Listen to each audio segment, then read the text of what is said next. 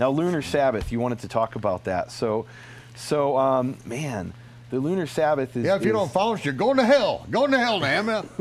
Well, so it's interesting. This Lunar Sabbath starts to show up in the 1990s. And I think one of the factors that brought it about, I think, was there's a Jewish encyclopedia that was out of copyright. And so someone had digitized it and put it on the internet. And so these people got a hold of this encyclopedia, Jewish encyclopedia from like 1901 or so, and they start to look at it. And here's what it says. Let me read you what it says. I have it up here on the computer. It's JewishEncyclopedia.com. Now, what they didn't do is they didn't put the more updated Encyclopedia Judaica on the internet, because that came out in 1971, and it even now is still under copyright. So they put the outdated one. And the outdated one says about the Sabbath, it says it was probably originally connected in some manner with the cult of the moon, as indeed is suggested by the frequent mention of Sabbath and new moon festivals in the same sentence. They took that to mean that in the original Jewish calendar, the Sabbath was based on the moon. But if you look there, it says probably. Probably, okay, you tell me something's probable. What's that probability based on? Well, they explain this is a, quote, critical view. Now, in everyday daily speech, if I say critical, I mean something's really important. It's really vital. It's critical. My life depends on it. Yeah. But in scholarship, critical view means we're being critical of biblical tradition.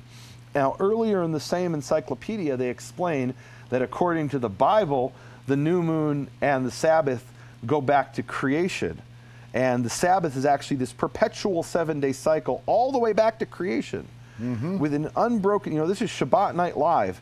Friday night, Shabbat, that is, if you go back in time 7 days in increments of 7 days, you will reach the day that God rested after 6 days of creation. That is the biblical view. And that is what the encyclopedia says, this very one, earlier as on. the biblical view. Biblical view. Now, the critical view is, well, we don't believe the Bible.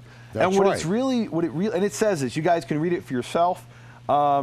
What that means, and what it even explains it means, is, well, if we don't believe it goes back to creation, if we don't believe it goes back to God resting on the seventh day after 6 days of making the world, then it must have some other origin.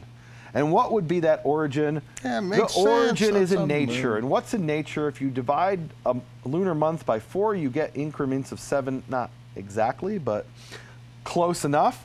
And they said it must go back into some prehistory period, which isn't recorded in ancient Israelite sources because it's prehistory.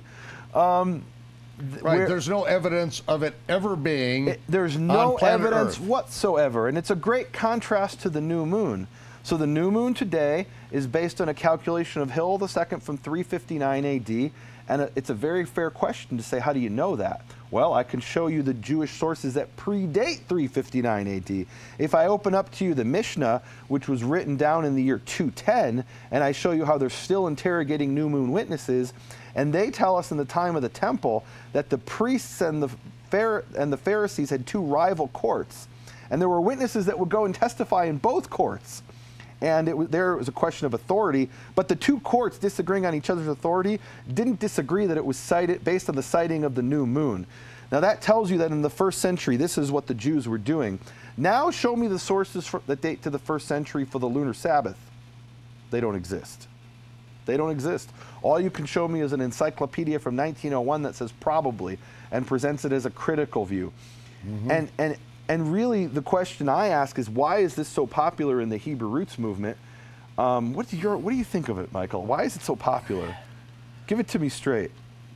I think people are trying to divide up into little subcults to where their head rabbi, which Yeshua says, call no man, can fleece the flock and milk them. I don't know. I want to give people the benefit of the doubt, but I hate to say it. With many of the people I've spoken to, and not all of them. The Jews say it, it's got to be wrong. There it is. That's what I've heard. Here's the way I've heard it presented. Right. And I have said, by heard some that of those many people. times Here's too. how I've heard it presented. These are people who come out of the church and they say, we were deceived about Sunday. Sunday is the day of worshiping the sun.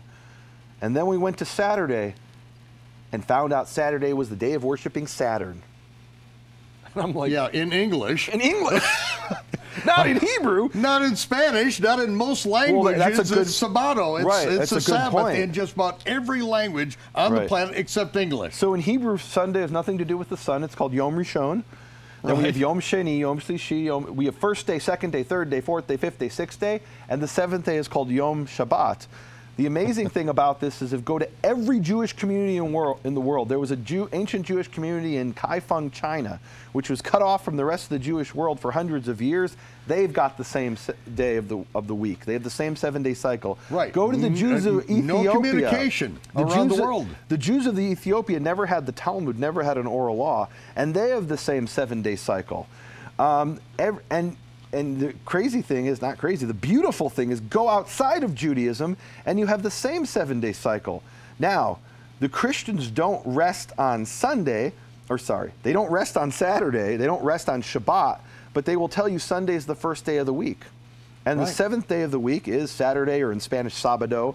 Go even to the Muslims, who their holy day is Friday. They call it Yom el-Jum'ah, the 7th day of the week. Sorry, the 6th day of the week. They'll tell you, yeah, the 7th day of the week is Yom el-Sabt. That was when the Jews rest, but we don't rest on that day. That was changed by their thing. So they all recognize when the 7th day of the week is, they just don't rest on it. But so the point is, this isn't just a Jewish tradition of one particular group. Every Jewish community in the world and every non-Jewish community in the world has the same 7-day cycle. Now here's what's important. Is it possible that instead of this being Shabbat, this is really the 3rd day of the week? That's really Tuesday? And I say anything's possible. It's possible that aliens came down to Earth and put all of mankind into a deep sleep for 3 days, and when we woke up, we didn't realize that it was Tuesday. It's possible. My question is, where's the evidence for that? And there is no evidence for that. And more importantly, because, I mean, it's silly, give me something more realistic. Is there evidence for anyone in Jewish history who said today isn't Shabbat, today is really Tuesday? And there is no evidence for that either. Now, when we come to the yearly Sabbath, we get a completely different story. Okay, well, before you go to the yearly Sabbath, let me say this. Yeshua kept the Sabbath. He did exactly what Moses said to do. He said to do what Moses says to do.